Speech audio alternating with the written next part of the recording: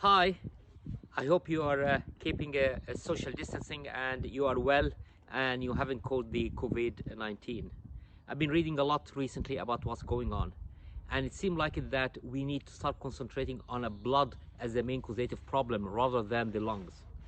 The problem with the COVID, it comes in and goes inside your red blood cell and disconnect the iron out of the red blood cell, and this free circulating iron start predisposing to thrombosis and infarcts in the lungs and in the kidneys and the liver. The first sign of it, you're going to have thrombocytosis, and then the next sign that you have a very high storage of iron in the liver with increase in the transaminases, and then the third sign, you're going to start having a kidney problem and kidney shutdown. So the problem is that to allow the oxygen goes to the tissue, and the best way to do that is to treat the problem in the blood rather than in the lung. Definitely, if the patient coming in his extremes and need ventilation, need to put a tube in and ventilate it.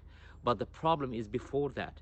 Avoid intubation on an emergency basis. Try to give oxygen as much as you could and give medication that dissociate the problem of the virus from the cell.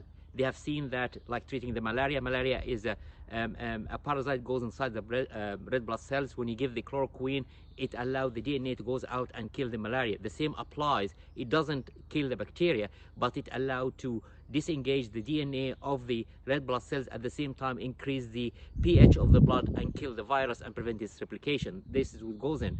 So, however, after all of that, we have discovered that also hyperbaric oxygen is a good idea, and whether we're going to use in hyperbaric or use all of these parked airplanes on the tarmac as a mobile hyperbaric chambers where we could give some prostacyclin and NO.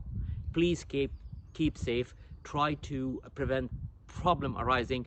Treat the patient as early as you can and self-isolate. And I hope I'll be able to talk to you after this pandemic is over. Thank you, and keep safe again.